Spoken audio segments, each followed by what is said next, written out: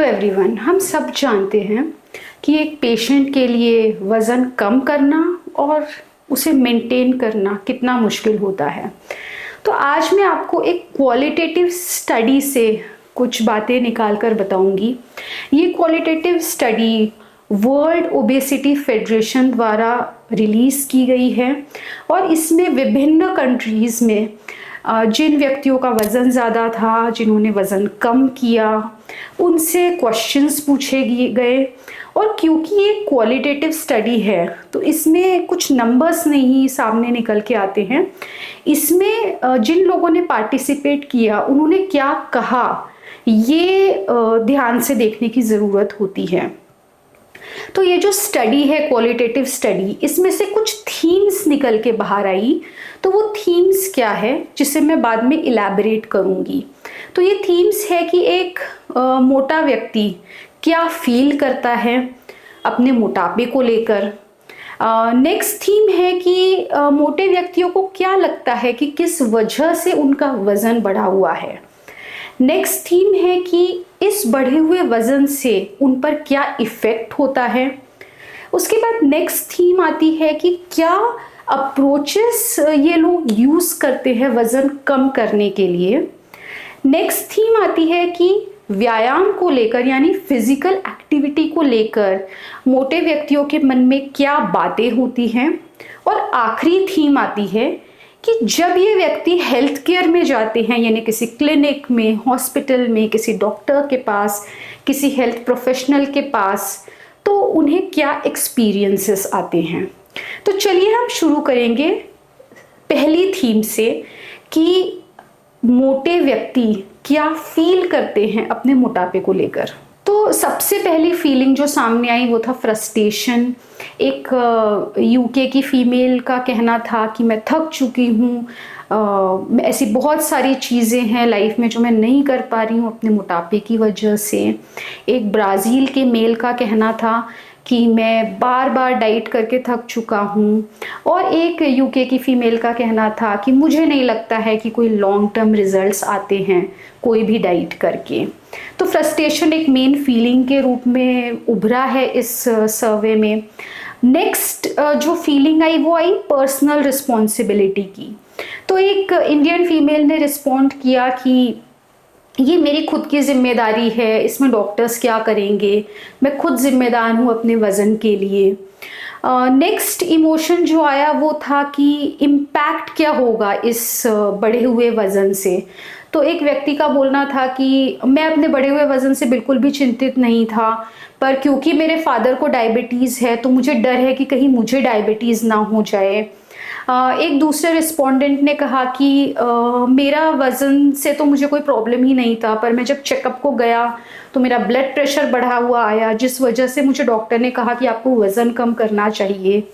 एक रिस्पोंडेंट का कहना था कि मैं वज़न सिर्फ इसलिए कम करना चाहता हूँ ताकि मेरा डायबिटीज़ और हाइपरटेंशन बेटर मैनेज्ड रहे। फिर एक और फीलिंग सामने आई वो थी कि नॉर्मल फील करना। जैसे मलेशिया के एक मेल ने कहा कि मैं तो बचपन से ऐसा ही हूँ, तो ये वज़न मेरे लिए नॉर्मल है। एक व्यक्ति ने कहा नाइजीरिया के कि मेरा वज़न टीनेज से बढ़ा है, तो उसके बाद मुझे ये नॉर्मल ही लगा है बढ़ा हुआ वज़न। तो ये वेरियस टाइप ऑफ फीलिंग्स है जो एक व्यक्ति जिसका वज़न बढ़ा हुआ है वो फील करते हैं। और आप क्या फील करते हैं मोटे व्यक्तियों के बारे में या अपने बढ़े हुए वज़न के बारे में, मुझे नीचे कमेंट में ज़रूर बताइएगा। तो इस स्टडी में जो सेकंड थीम आई वो ये थी कि क्या सोर्स लगता है लोगों को जिनका वज़न बढ़ा हुआ है, कि किस वजह से उनका वज़न बढ़ा हुआ है। तो इसमें बहुत इंटरप्ले देखा गया बहुत सारी बातों का, जैसे personal reasons, environmental reasons, genetic reasons, social reasons, emotional reasons. तो इसमें जेनेटिक्स के बारे में मैं आपको बताना चाहूँगी कि डेफिनेटली जेनेटिक्स का एक रोल है बढ़े हुए वज़न के लिए, पर स्टडीज़ ये बताती है कि एक बेटर डाइट से हम वज़न कम कर सकते हैं। तो जेनेटिक्स को हमने एक जटिल रुकावट बोलकर बिल्कुल भी नहीं देखना चाहिए। तो जेनेटिक्स में एक रिस्पोंडेंट ने कहा कि मेरी माँ का वज़न ज़्यादा है, मेरी नानी का वज़न ज़्यादा है और उनकी तरफ की पूरी फैमिली का वज़न ज़्यादा है, इसीलिए मेरा वज़न ज़्यादा है। फिर इमोशनल फैक्टर्स आते हैं। उसमें एक व्यक्ति ने कहा कि मैं जब खाना खाता हूँ तो मुझे बेटर फील होता है, और अगर मैं अच्छा खाना ही ना खा पाऊँ तो फिर मेरी लाइफ का क्या मीनिंग है। फिर एक पर्सन ने कहा कि मेरा वज़न मेरे फादर की वजह से बढ़ा हुआ है, क्योंकि वो हर बार मेरे लिए जंक फूड लाते हैं, वो मेरी डाइट की रिस्पेक्ट नहीं करते हैं, जिस वजह से मेरा वज़न बढ़ा हुआ है। एक मेल ने कल्चरल फैक्टर पर बड़ा अच्छा अपना आंसर रखा। उनका कहना था कि जहाँ भी जाओ वहाँ खाना ही है, जहाँ भी जाओ वहाँ अल्कोहल ही है, तो क्या करें, हमें तो जीना है तो हमें खाना पड़ता है। तो आप देख सकते हैं कि कैसे कितने सारे रीजंस होते हैं जो लोगों को लगते हैं कि जिस वजह से उनका वजन बढ़ा हुआ है। तो आपको क्या लगता है, आपका वजन क्यों बढ़ा है, ये मुझे कमेंट में ज़रूर बताइएगा। तो नेक्स्ट थीम जो इस स्टडी में आई वो था कि इफ़ेक्ट क्या होते हैं इस बढ़े हुए वजन के साथ।